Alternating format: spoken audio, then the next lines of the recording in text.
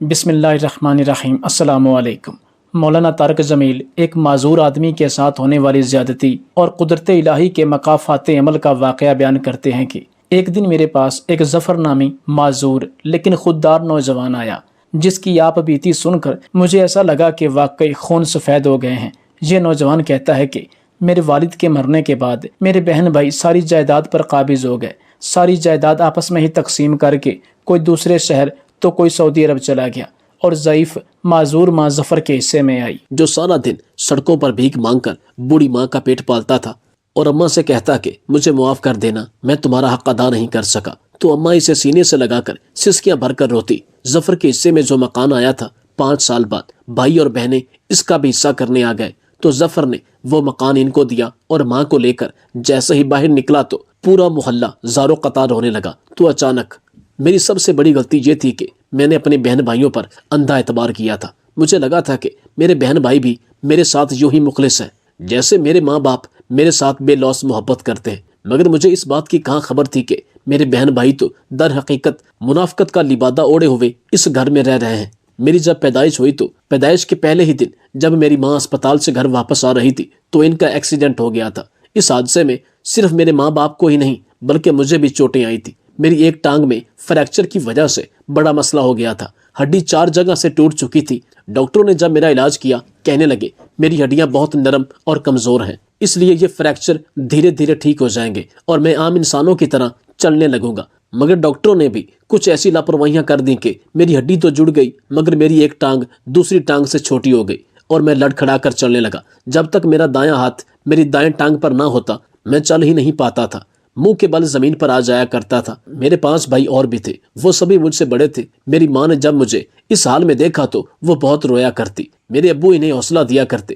ماں بہت ہی نرم دل اور پرخلوص عورت تھی، وہ رو رو کر میرے ابو سے کہنے لگتی کہ ابھی تک تو ہم زندہ ہیں، اگر ہمیں کچھ ہو گیا تو ہمارے بچے کی دیکھ بھال کون کرے گا؟ یہ تو ٹھیک سے چل بھی نہیں پاتا اور اس دنیا کو تو تم جانتے ہی ہو۔ تبھی میرے بہن بھائی میرے پاس چلے آتے اور میرے ماں باپ کو حوصلہ دے کر کہتے کہ آپ فکر کیوں کرتی ہیں، ہم اس کا بھرپور خیال رکھیں گے، اسے بالکل یوں سینے سے لگائیں گے جیسے ماں باپ اپنی اولاد کو پالتے ہیں۔ مجھے شروع سے ہی میرے ماں باپ اور بہن بھائیوں نے بہت ہی پیار و محبت سے پروان چڑھایا تھا۔ میں جب اسکول جانے کی عمر کا ہوا تو مجھے بہت زیادہ بے چینی تھی، خوف تھا کہ جب میں اسکول گیا تو میری سب لوگ ایک ٹانگ چھوٹی ہونے کی وجہ سے مذاق اڑائیں گے۔ جیسا میں نے سوچا تھا ہوا بھی ویسا ہی تھا۔ جب اسکول گیا تو بچے میرا بے حد مذاق اڑاتے، بار بار مجھے دھکا دے کر گرا دیتے۔ میری تو ٹانگ میں ہی مسئلہ تھا، ہر وقت درد رہا کرتا، مجھے اٹھنے میں بھی تکلیف ہوا کرتی، جبکہ میرے اساتذہ بھی مجھ پر کچھ خاص دھیان نہیں دیا کرتے تھے۔ ذرا سی غلطی ہو جاتی تو فوراً مارنے پیٹنے لگتے۔ میرا پڑھائی سے دل اچاٹ ہونے لگا تو میں روتے ہوئے گھر واپس آ گیا اور ماں کو ساری روداد سنانے لگا۔ میں نے تو صاف انکار کر دیا تھا کہ میں اب اسکول جا کر نہیں پڑھوں گا۔ میرے بہن بھائی بھی پریشان ہو چکے تھے، کہنے لگے کہ آج پڑھو گے نہیں تو کل دنیا میں اپنا نام کیسے بناؤ گے، ماں باپ کا نام کیسے روشن کرو گے؟ مگر میں کچھ بھی سننے کے موڈ میں نہ تھا۔ میرے ماں باپ مجھ سے بے حد محبت کرتے تھے، شاید اس لیے تاکہ مجھے اپنی کمزوری کا احساس نہ ہو، جبکہ باقی بہن بھائیوں کے ساتھ ان کا رویہ کافی سخت ہوتا تھا۔ جتنی وہ مجھ سے محبت کرتے تھے اتنی وہ باقی 5 بہن بھائیوں سے بالکل بھی نہیں کرتے تھے، جس کی وجہ سے عمر کے بڑھنے کے ساتھ ساتھ میرے بہن بھائیوں میں تھوڑی سی جیلسی بھی پیدا ہونے لگی۔ اکثر بول پڑتے کہ امی آپ ظفر سے اتنی محبت کرتی ہیں، اس سے آدھی محبت بھی آپ ہمارے ساتھ نہیں کرتی، اس کی ہر چیز کا خیال رکھتی ہیں، اتنا بڑا ہو چکا ہے مگر اس کے باوجود آج تک آپ اس کے ہر کام میں مدد کرتی ہیں، اسے یوں سنوارتی ہیں جیسے 2-3 سال کا بچہ ہو۔ یہ بات سن کر میری ماں مجھے بہت پیار سے پکار کر کہہ دیتی کہ میرا تو لاڈلا بیٹا ہے، میرا بس چلے تو میں اپنا دل نکال کر اسے تحفے میں دے دوں۔ یہی باتیں تھیں جنہوں نے میرے بہن بھائیوں کو میرے خلاف کرنا شروع کر دیا تھا۔ وہ دل ہی دل میں یہ بغض رکھنے لگے تھے مگر اوپر سے میٹھی چھری بن کر مجھ سے محبت جتایا کرتے تھے۔ مجھے تو اندازہ ہی نہیں تھا کہ جن بہن بھائیوں پر میں اپنی جان نچھاور کرتا ہوں وہ میرے بارے میں اس قدر غلط سوچ رکھتے ہیں۔ میرے ابو کا کارخانہ تھا، پہلے تو وہ ایک چھوٹی سی چمڑے کی دکان پر کام کیا کرتے تھے، مگر جیسے جیسے بھائی بڑا ہوا اور اس نے پڑھائی کی تو دونوں بھائیوں نے مل کر ابا کو خود کا کارخانہ بنا دیا اور یوں وہ دن دگنی اور رات چگنی ترقی کرنے لگے۔ ہم لاکھوں میں کھیلنے لگے تھے، ہمارا تو اب کسی سے مزاج ہی نہ ملتا تھا۔ کئی زمینیں خرید کر اور فلیٹس بنا کر ہم نے لوگوں کو کرائے پر دے رکھے تھے۔ ہماری اس قدر آمدنی ہو چکی تھی کہ ہمیں اندازہ ہی نہ تھا، ہر طرف خوشحالی ہی خوشحالی تھی۔ مگر نہ جانے کیوں میں ایک سادگی پسند لڑکا تھا میرے بہن بھائی اور ماں باپ بہت خوش رہنے لگے تھے۔ وہ روزانہ باہر گھومنے پھرنے جاتے، جب مجھے اپنے ساتھ چلنے کا کہتے تو میں کوئی نہ کوئی بہانہ بنا کر گھر ہی رہ جاتا۔ نہ جانے کیوں مجھے دنیا سے خوف محسوس ہوتا تھا۔ ایسا لگتا تھا جیسے باہر گیا تو لوگ مجھے گھور گھور کر دیکھیں گے۔ ان کی نظروں کا سامنا میں بالکل بھی نہیں کر سکتا تھا۔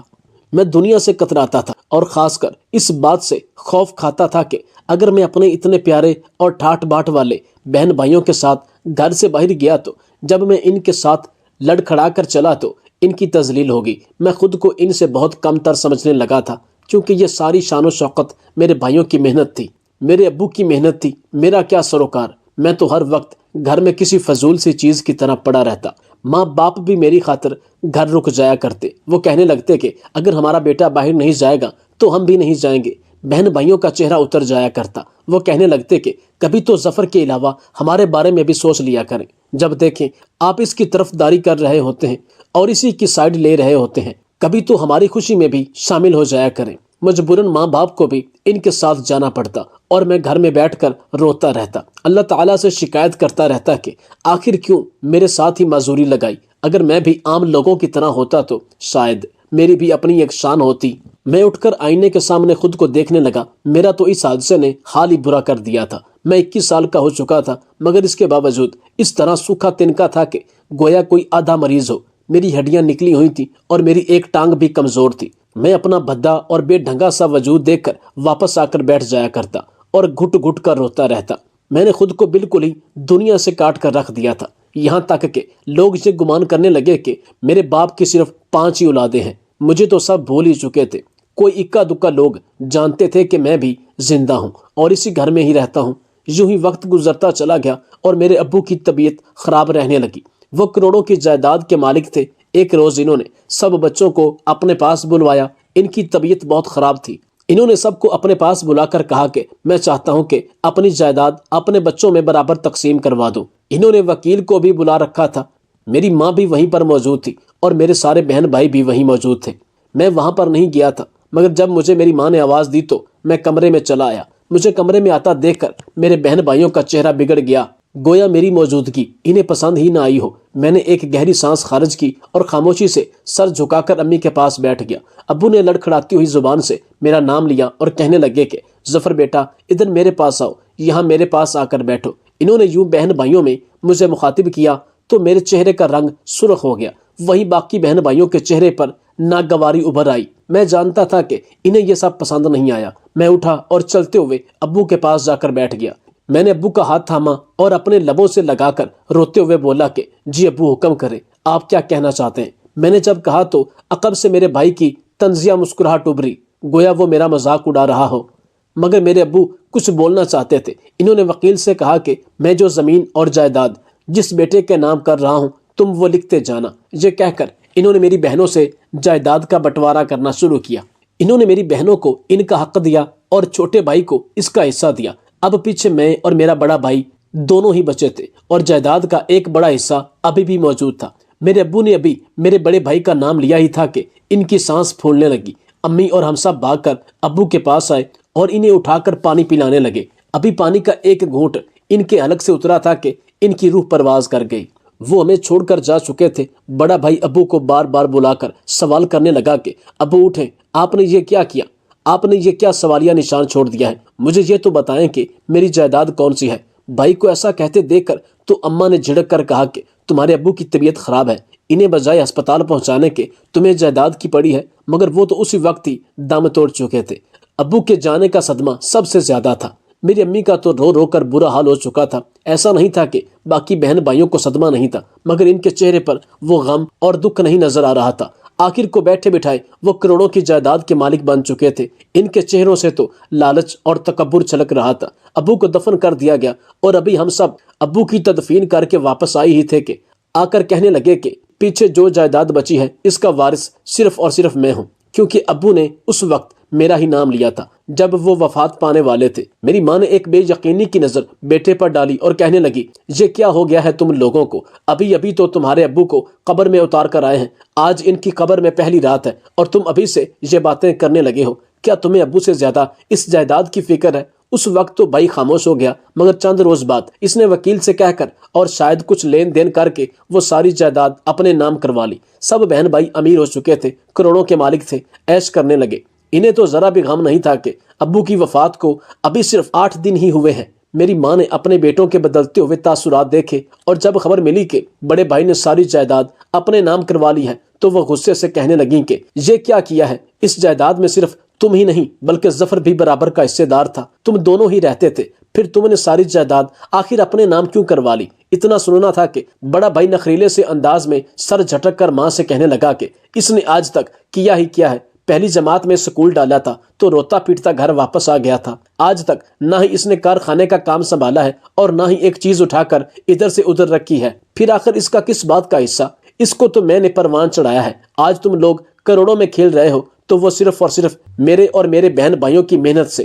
ظفر نامی بیماری کو ہم جانتے ہی نہیں۔ اتنا سننا تھا کہ میرے پیروں کے نیچے سے زمین نکل گئی۔ میں صدمے کے مارے اپنے بہن بھائیوں کو دیکھنے لگا جو بالکل ہی پرائے ہو چکے تھے۔ ماں تو صدمے سے زمین پر گر چکی تھی۔ وہ کہنے لگی کہ تم لوگوں کو کروڑوں کی جائیداد مل چکی ہے، بھلے ہی ظفر نے کچھ نہ کیا ہو مگر وہ تم لوگوں کے باپ کی ہی اولاد تھا اور اس کا بھی اس میں برابر کا حصہ ہے، مگر میرے بہن بھائی تو اس قدر دولت کے نشے میں دھت ہو چکے تھے کہ ماں کی عزت کی بھی پرواہ نہ کی۔ اگلے چند ہی روز میں سبھی بہن بھائیوں نے ملک کے بڑے تفریح مقامات اور ملک سے باہر دیگر ممالک میں ٹور کا پروگرام بنایا، کوئی کینیڈا چلا گیا تو کوئی سعودی عرب۔ وہ لوگ گھومنے پھرنے کے لیے وہیں چلے گئے اور جاتے ہوئے کہہ کر گئے کہ ہم لوگ وہیں پر سیٹل ہو جائیں گے، اگر اچھی لڑکی مل گئی تو وہیں پر شادی بھی کر لیں گے۔ سب اپنی اپنی مرضی کے مالک تھے۔ میری ماں ان کو روکتی رہی مگر 15 دنوں کے اندر اندر ہماری تو زندگی ہی بدل چکی تھی۔ سارے بہن بھائی دوسرے ممالک میں جا چکے تھے، ہر چیز ان کے نام ہو چکی تھی سوائے ہمارے آبائی گھر کے،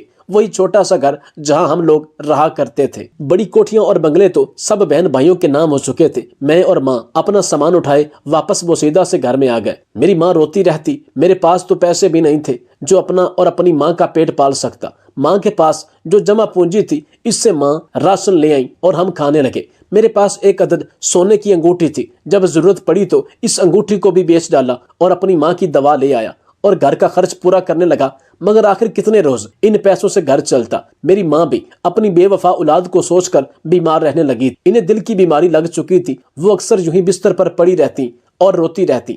میں اپنی ماں کو اس حالت میں نہیں دیکھ سکتا تھا۔ میں انہیں حوصلہ دیتا اور سمجھاتا کہ آپ پریشان مت ہوا کریں، آپ کا بیٹا آپ کے ساتھ ہے، میں کسی بھی طرح کر کے آپ کا علاج کرواؤں گا اور آپ کو اس بیماری سے نجات دلواؤں گا، ہم بہت جلد دوبارہ پہلے والی حالت میں آ جائیں گے۔ مگر اس کے باوجود ماں روتی رہتی اور کہتی کہ مجھے معاف کر دے، آج تیرے ساتھ جو بھی ہو رہا ہے وہ صرف اور صرف میری وجہ سے ہو رہا ہے، مگر اس میں تو کسی کی غلطی نہ تھی، یہ تو میرے بہن بھائی ہی تھے جو بے وفا نکلے تھے۔ وہ جمعرات کا دن تھا، میں نے ماں سے وعدہ کیا کہ آج ضرور اپنے لیے کوئی کام ڈھونڈ کر لاؤں گا۔ آج صبح سے ہم نے ناشتہ بھی نہیں کیا تھا۔ میں گھر سے نکلا اور مارا دکان پر کام ڈھونڈنے لگا، مگر کسی نے بھی مجھے کام پر نہ رکھا۔ سب میری معذوری دیکھ کر نکال دیتے کہ تم آخر یہاں پر کام کیسے کر سکتے ہو۔ آخر ایک مسجد کے قریب سے گزرا تو دیکھا کہ کئی لوگ وہاں پر بیٹھے لوگوں سے بھیک مانگ رہے ہیں، کوئی سڑک کنارے بیٹھا تھا تو کوئی اس کے پاس۔ میں نے بھی اپنی عزت نفس کو ایک طرف رکھا اور چلتا ہوا ان بھکاریوں کی لائن میں کھڑا ہو گیا۔ تب بھی ایک شخص نماز پڑھ کر باہر نکلا اور اس نے میرے ہاتھ پر 50 روپے رکھ دیے۔ 50 روپے دیکھ کر مجھے شرمندگی محسوس ہوئی، مگر میں کیا کرتا، مجھے یہی کام بہتر لگا اور سڑک پر بھیک مانگنے لگا۔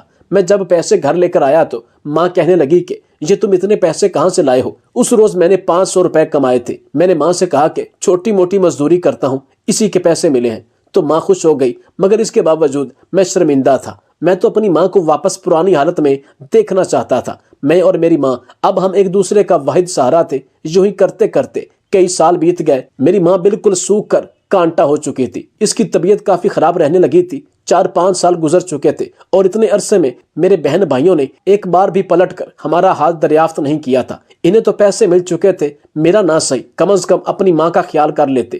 5 سال گزرے تو ایک روز جب میں بھیک مانگنے کے لیے گھر سے نکلنے لگا تو مجھے اپنے پرانے بنگلے کے باہر بڑی بڑی گاڑیاں کھڑی نظر آئیں۔ میں حیرانگی سے دیکھنے لگا، اس گھر کا دروازہ بھی کھلا تھا، شاید میرے بہن بھائی واپس آ چکے تھے۔ سبھی نے شادیاں کر لی تھی، کسی کی بیوی گوری انگریز تھی تو کسی کی عجیب و غریب شکل کی، مگر وہ لوگ مسلمان تو بالکل بھی نہیں لگ رہی تھی۔ میں نے سوچا کہ شاید انہیں اپنی ماں کا خیال آ گیا ہو۔ میں فوراً گھر واپس لوٹا اور ماں کو یہ خوشخبری سنانے لگا۔ کچھ دیر بعد بڑے بہن بھائی میرے گھر آئے۔ وہی وہ سیدھا گھر میں داخل ہوئے تو ان کے چہرے سے تکبر ٹپک رہا تھا۔ آ کر بغیر کوئی تمہید باندھے اور ماں کا حال احوال پوچھے کہنے لگے کہ ہم اس گھر کا بٹوارا چاہتے ہیں۔ اتنا سننا تھا کہ میرے ہوش اڑ گئے۔ وہ کہنے لگے کہ وہ ساری جائیداد تو میری بنائی ہوئی تھی جس کا حصہ ہوا ہے، جبکہ یہ گھر تو ہمارا آبائی گھر ہے اور ہمارے باپ کا بنایا ہوا ہے۔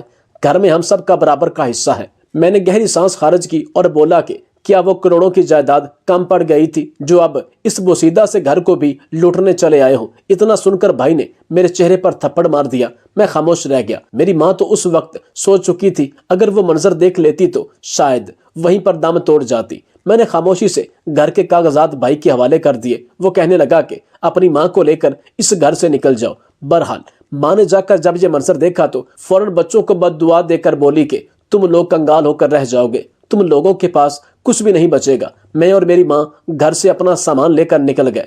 بھائیوں نے تو 5 سال میں ساری جائیداد اڑا دی تھی۔ اب ان کے پاس کوئی کروڑوں روپے نہ تھے۔ انہوں نے جو بزنس کیا تھا وہ بھی ڈوب چکا تھا۔